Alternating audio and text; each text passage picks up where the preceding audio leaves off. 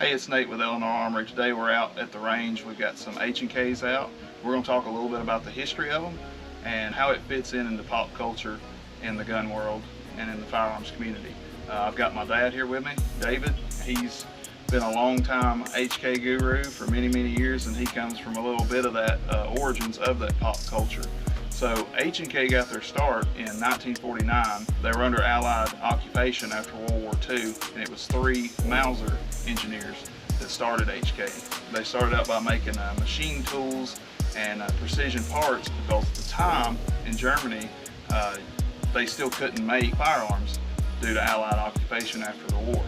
So Setme was involved too with some of their designs from Spain during that time, and it was in the mid-50s when they were able to start producing firearms. And one of the first firearms they produced was the HK91. Well, as you mentioned, from Setme in Spain, the engineers went to Spain to, as what is known as the G3s in the 1950s, developed that, and so the HK91 came from the G3s in a military version. The military version, which was, if you basically look at the design of it, is from the World War II, the late productions of the firearms of World War II. Some of them went to the field, but I can't remember exactly what year, but it was developed off the roller block, the rolling lock system.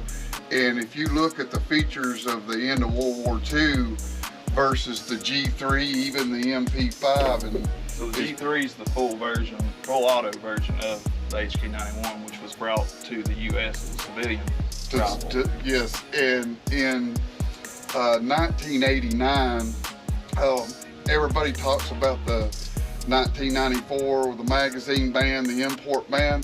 Well, actually the HK91 was banned in 1989 from imports along.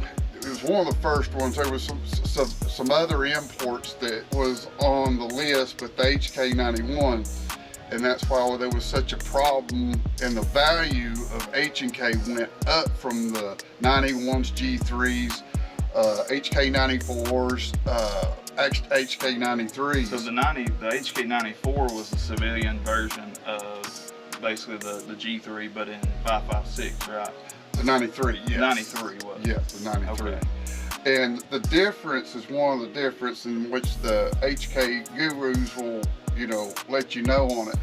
The 91 has the push button magazine release. Right. And the G3 has the paddle where you rock it. Where you rock it out. And that was part of, even before of the import. And that, like I was saying before, that's why. And as far as HK, this is me personally, they're the guns for Armageddon. So to go back to the history, so part of the design of this is directly from the STG. Yes, from World War II, yeah. Which it was late in production and didn't get deployed as much in the battlefield. The roller block design kind of came from that, right? Yeah. So yes. So this is engineering from a long time ago that's still prevalent today in a combat rifle. So these things have seen service everywhere. Everywhere. In almost every continent. They've been used by a military of some sort. Now I know now they've been started to be replaced by like the G36, because HK wanted to bring something more of the AR platform.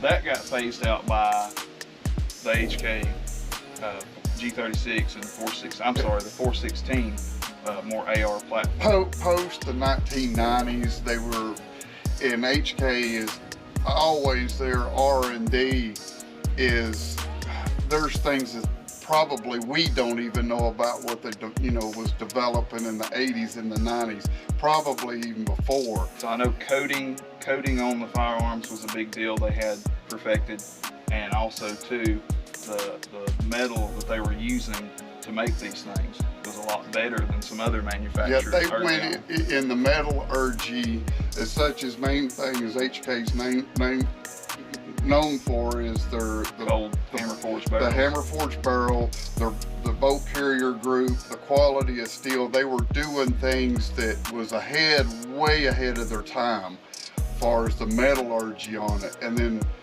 if you know anything about German engineering, they're perfectionists. So since we're mainly, AR-15 type channel and business, how does HK square up to American manufactured AR-15s with the 416? Because it's a gas piston gun.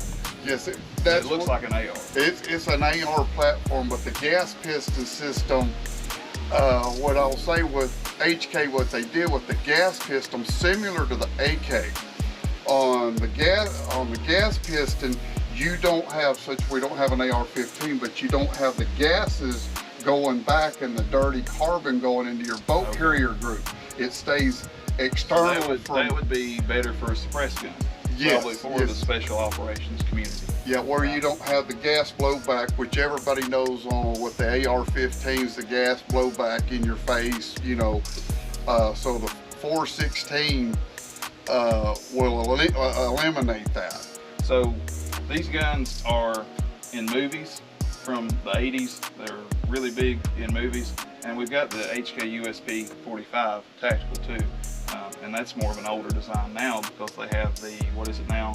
Well, it'd be the HK 45 after the USP. Came after that. And now, which is, they've graduated to more of the striker fire.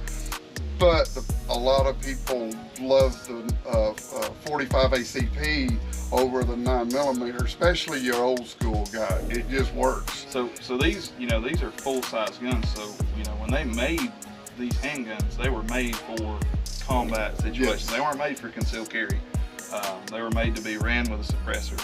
They were made to be, carried on the battlefield or in the special operations community. But, for me, being a little bit younger, growing up, these guns, all these guns, we have a MP5K. It's not a H&K. You've seen it on the channel before, but we brought it out just to show the design of the MP5 and how it relates to this. How, this is a scaled up version of this. So all these guns are huge pop culture icons in movies, video games, even still today. Now pull out your sidearm. Remember, switching to your pistol is always faster than reloading.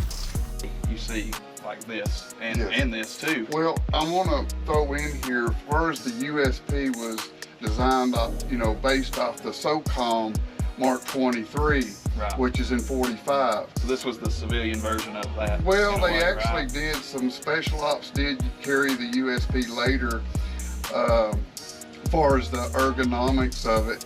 And the design, one of the biggest things that far as the H&K USP that I like, because pre was 1911s that was carried for combat. And one of the simple things is to be able to show you, this is on far as a left hand, far as the safety and the decocker. And this one's for your right hand. What I did, and of course it is unloaded, is the decocker. You have the decocker, but as far as the safety, you can carry it like the 1911. Right. And same principle, where your memory reflexes, where your safety's at. Muscle memory, yeah. Yeah, the muscle memory, and then you have the decocker. So while you've got that one out, and I was talking about movies just a minute ago, so this is a big movie one. It's kind of special that you have it. What movie was that in? That was featured? Well, this it one wasn't talked about, but it was in the movie. Well, this is kind of a unique tactical, and any HK gurus out there, please comment on it, because this is a tactical, and it has the tactical on the slide, which you'll see on the closer up. You didn't put that slide on there after? No, this comes factory. But what I've come across this several years ago at a gun show, and I've never seen the tactical in a stainless steel slide. what you see is the HKUSP expert, which you see Laura Croft on Tomb Raider. Isn't that like a long slide? Yes, a longer slide in 45 ACP. But far as I cannot find any information on a stainless steel slide, and Really? No. And If anybody knows anything about that, comment below. please do, because I've done a lot of research and trying to figure out why this one is a stainless finish versus the black finish on it. So, which everybody knows. So to kind of move on with it, what I was getting back to with the 1911, it had, even though it's a wider firearm, but you had your muscle memory for as the safety. You do have the double action, the single action, and then the decocker. So something to think about with these guns. I mean, these guns are old comparatively now, and at the time you mentioned 1911, that was kind of the handgun, and all full compassing weight handgun. Polymer wasn't a big thing. So there's another company that's from the same region that revolutionized polymer in firearms rather than just handguards and grips. Actually in the construction of the firearm, and that's Glock. So Glock's from Austria. Right, neighbors. Yeah, so that technology in firearms manufacturing after the war was still there. I mean, who knows what else they could have come up with, if the war hadn't happened. But they revolutionized this for everybody today. Every handgun you see has a polymer frame. So Yeah, I think we'll take the Glock. Sweet. So, and I know there was a lot that they did with those back then, with that being a new thing, on the blends of polymer, and everybody was like, oh, it's a plastic gun, but they really went in depth with polymer on how to use it in firearms manufacturing too. A lot of people don't know that. I think it's the HK P7. It was one of the, I may be wrong on that, but it was HK's first handgun, or the polymer handgun HK made. It wasn't Glock. A lot of people think that it was Glock, but it wasn't. It was HK, but I'm sure that Glock took some interest in the polymer. That's like a Gaston Glock. He was making handguns trying to fulfill a military contract, and he started making them in his basement, and actually made a shooting range and started making handguns, and they beat military contracts when he introduced it. The Glock came about because of a military contract, kind of like these. It went right into military, like the G3s and stuff, went right into the military. Well, that you say that, as far as the contracts, the HK G3 is made in many countries. From South America to Middle Eastern. Matter of fact, the Iranian military still uses the G3s in their military services, and far as all over the world. And that's one of the things that you see in so many movies of, quote, besides the AK-47, that third world countries. Yeah, you do see a lot of these. Like we just did a video on Black Hawk Down, and that's one of the guns that we didn't mention. They were using. As far as that. And then also, which is one of my favorite movies, is Heat, where Val Kilmer has the HK91 on top at the movie theater, where he's doing the shootout. Where they where the deal went down bad, and he, Val Kilmer broke out, overhead watch at the movie theater, and with that shootout, and that was a really good scene. And also, far as we was going back on the Bannon, I can't remember what year it was, where the bank robbery in LA. Oh, they used those? Yeah, they had actually the G3. Yeah, a lot of people have done videos on that, in more recent times about the equipment that those guys used. And I mean, they were hyped up on drugs. They were, when they went and did that, so that's why they didn't go down so quick. But on the MP5, this is a Century Arms MP5. It's not an HK. HK now has the SP5 for civilian market. That's kind of real popular right now if you can afford it. But the MP5 was a big cultural thing too in the 80s, and the probably most famously that brought them to light was the embassy hostage situation where the English, SAS used them when they went in there and had to rescue the hostages. So we'll insert some footage of that, but they've got this compact gun that I guess probably wasn't a big well-known thing, and they're fast roping in off of roofs and stuff trying to get into that embassy, and you see it in there's a really good movie about that whole incident. I can't remember the name of that movie, but so that was kind of a new thing at the time. So where did the MP5 and like a pistol caliber carbine, I guess, how did it fit in the 80s? As far as one of the first developments of I'll just say the MP5 configuration, was 9mm. They had them in 45 ACP and also in 10mm, which is a very, the FBI used them. There was and they're still in use. Miami shootout with the bank robbers there, and that everybody knows that FBI went to 10mm, and which later a lot of people couldn't handle. But the 10mm in the MP5, as much as on the full auto rate is a 9mm, it can be handled in far as the recoil, and they're a heavy gun too. And it is a little not the same frame, but is it a little bit bigger frame being, and plus the barrel on it. But so when it comes to, this is you're probably more familiar with these than I am and use them and running them. So with this, with this operating system, you don't get a bolt hold open.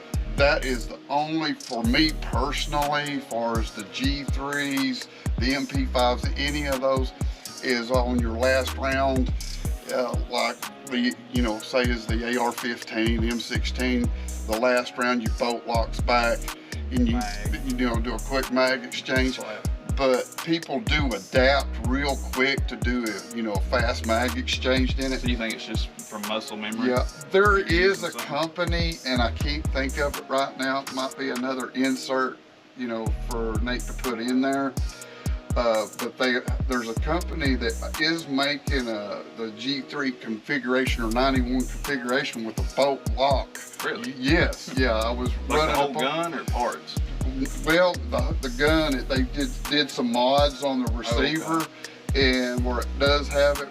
But what I'll say to me that I love seeing it, being the 91 or the 93, is there's a big comeback on it. And now you have the more modern handguards, stocks. Yeah, there's some good videos I've seen of modernized. Things like this one has an EOTech on it. Yeah, this is me getting old in my eyes, which I still use the HK sight system. Yeah. But for as a like a red dot system, I put the EOTech. That was just me. So with the gas system, I guess you could say, in here, when you shoot this thing, we're going to shoot it a little bit, with the weight of it and everything, how does that help mitigate recoil on a 308 combat rifle? Well, to comparison, like from the FN, FAL, even the M14 that was select auto, recoil, it was hard. Unless you was, dug in really, deep, on the sandbags to be able to control it on full auto. Yeah. The G3s, like the MP5s, is how it's designed with the stock and the gas system. The recoil is much better than, so it's manageable. It's more manageable. Of course, 5.56 is manageable, but you're looking at 762 by 51 or the 308 Winchester. And as far as the pack a little bit more punch. Yeah, a lot more punch. And I brought that up, that seeing the comeback on it. Not knocking the AR-15s, it just doesn't have the punch as the 762 by 51. And we're in a world today more body armor. I think body armor is more prevalent too, even with like, you know, whether you're, you know, doomsday prepping or just like home invaders and stuff. I mean, seriously, like, you know, you've got, there's more access to that stuff, and it's probably getting cheaper and more well known. So, you know, body armor's a kind of an issue. Well, if it was going in for the bad guy situation, I will say this on the 762 by 51 308. This is not an urban gun, because over penetration, if you have civilians, you know, because it will go through vehicles, you know, walls. Be a problem. Yeah, and especially on a military grade ammunition with a, you know, a tungsten steel core, it's just going to keep on going. And that's one of the things where I'm seeing a lot of, well, now like the Daniel Defense, which and a lot of the AR platforms is, you know, the AR-10 is coming back because of the, you know, far as the 762 by 51. Right. We could go on for. So, you know, I remember my first exposure, other than, you know, gun shows and stuff, you know, in the mid to early 2000s with you was Rainbow Six Siege. I remember specifically you playing that video game with the HK USP 45, and then, you know, years later, and even still today, like, you see these guns in all forms of pop culture stuff. So it's really cool when you actually get to shoot it and mess with them. And, you know, to get into HKs is going to require a lot more money, but the engineering and the value behind it is, I mean, that's a lifetime investment. These are, I hate to say the word, you know, bomb-proof, because nothing's bomb-proof, but far as these guns, after I'm gone, passed away, this gun still, as long as it's taken care of and maintained, Nate's, you know, what I have, he'll be passed. Eleanor, she'll have it, her kids go on. Yeah. This gun will be, you know, as long as it's maintained and taken care of, it'll be around. Wear and tear is not going to be as bad. Yeah, and they're, you know, easy, you know, pretty easy to clean. And far as, look at this, far as this weapon, in the 1950s, Nate. Yeah. They're still around. What's this one dated to? This is back in the 80s. This is the earlier 80s, so by the serial number. Pre-import ban. Yes, yes, and that's what I saw normally on a used HK in the later 80s, before the import ban was brought up. They were really, you know, relativity, you know, they're usually a little bit higher than your average, you know, let's say the M14 fars on the used market. But after that, man, the value. And one of my dream guns is based off the 91 is the PSG-1. Oh yeah, the more, and that's precision, designated marksman type. Yes, and still used in the service, and that's, oh my gosh, the last time I seen prices go for it $30,000. Yeah, it's like one you stroke out when you get on Gunbroker. We're gonna shoot some of these a little bit and capture some footage of it, and we'll insert it in, and that way you can kind of see how these things shoot if you're thinking about getting into something like this, if you're going to take that deep dive. And there's a lot of clones of these that you can find. I mean, pretty much every gun show you go to now, somebody's walking around there's so many clones now. Yeah. I mean, you go to a gun show and somebody in there, I think every gun show we've been to in the past, you know, 6 months, somebody in there is walking around with one of these on their shoulders. Maybe not an HK, but you know, some other import or a clone variation of it, which, you know, the quality of those may not be as good. I've had a couple over the years and, you know, traded around with one of the funniest things, the most popular off of a movie, I know you did a movie review, is on trimmers. Heather's not coming back. No? Called me and told me to send her the HK91. Ouch. Trimmers. Bert had one of these. Yeah, Bert had one of these, and the second one he had a divorce. I can't remember Oh, yeah. on the movie, and they said, It was Reba McEntire. Reba McEntire, and says, "Oh no, she got the man, She got the HK. She got the HK," and that's one of the. There's probably some memes out there from trimmers, and you will see these weapons from the past, present, and future. I think the modernized ones are cool. Yeah. All right, we're gonna do some range footage of that and shoot it, and we'll put it up, and we'll be right back. The famous HK slap.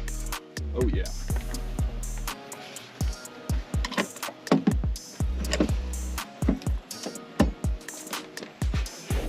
Range is hot. Do about a couple.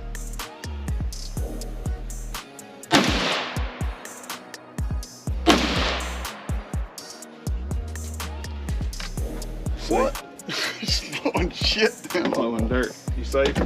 Dirt? That's a monster, yeah.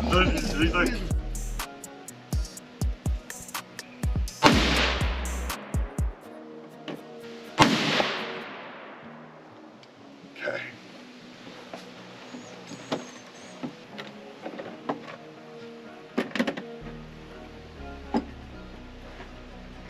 Going hot.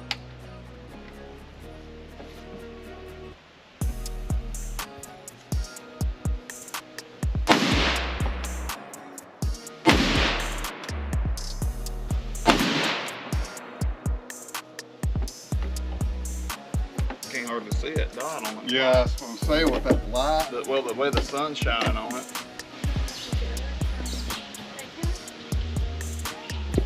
Oh, pars. Whoa, look at there.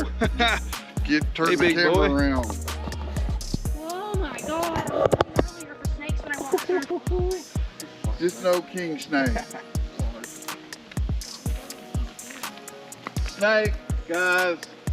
Big snakes. But the takeaway as far as what the downfall. What's your biggest takeaway shooting that compared to modern stuff?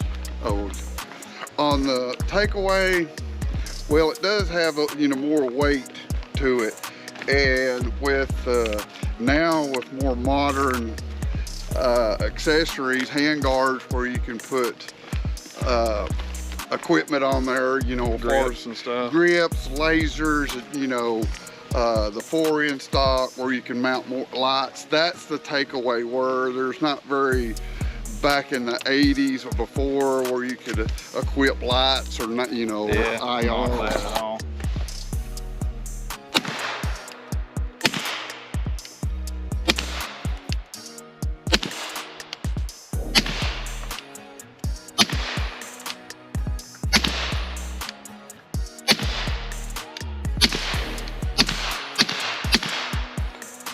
Very nice.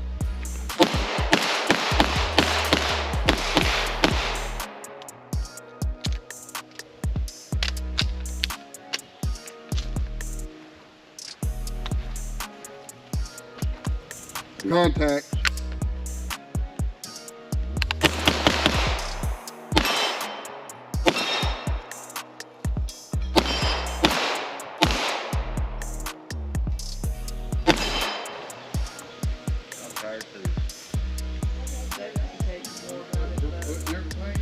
So from the Cold War to now, HK's left its mark on the industry.